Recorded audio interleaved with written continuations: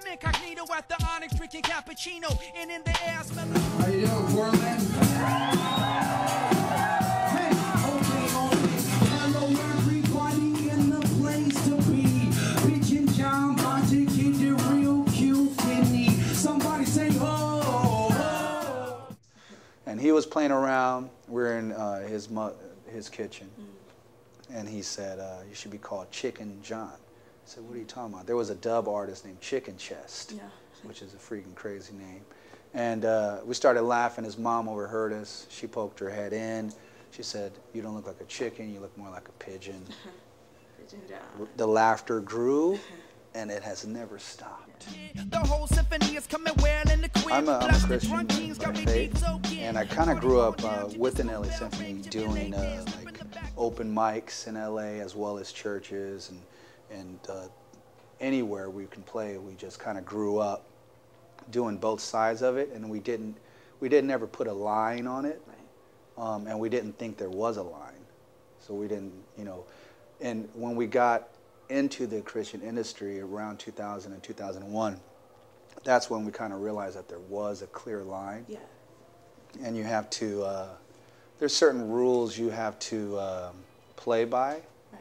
And that was another layer of like pressure on LA Symph, like that, man, our deal didn't go through, and then, man, do we really, are we supposed to be doing this? Because it seemed like we were only doing churches, and that's not kind of how we grew up.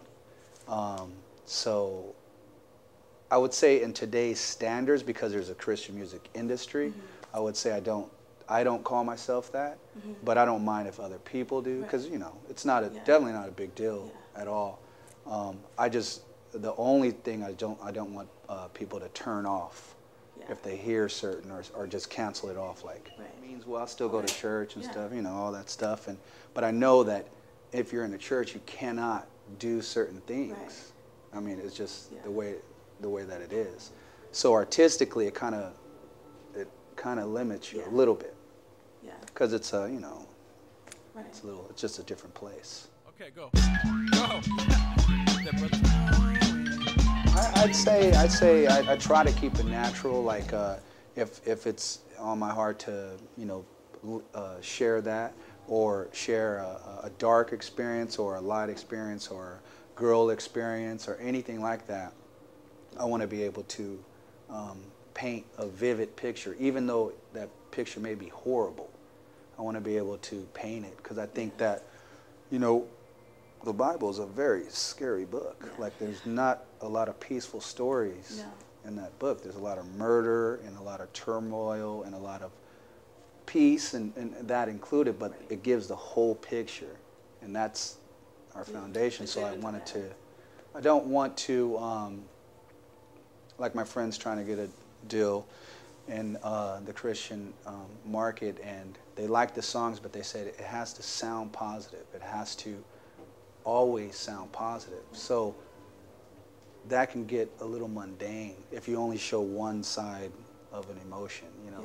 And it kind of gets unbelievable, because in real life, you're not always happy. It can get weird when, you know, it's a faith-based industry, but there's not a lot of diversity, and a feeling of you have to sell certain things in order to get to a higher level in that industry. So all of that is kind of like the con side of it. But there's a lot of, once again, a lot of pros. You know, a lot of stuff, and I've been affected by, you know, early Christian rap stuff, SFC and all that stuff when I was a kid. So I'm sure it helps people. I know it helps people, you know, so.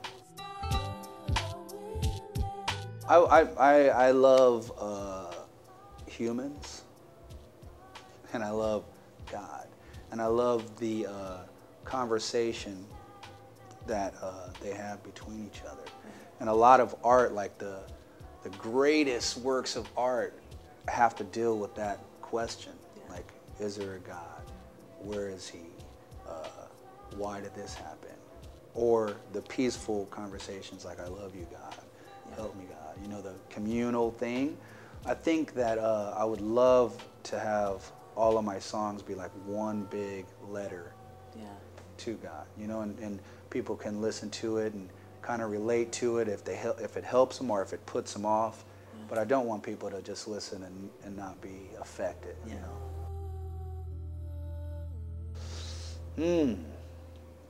HV? No. Flower? I don't know. That's okay. Brown sugar? Okay. That's freaking corny. I don't know. Nothing's coming yet. Yeah. Let me think about it. I'll give one to you guys. That'd be fresh. Huh. We need one. Heck yeah.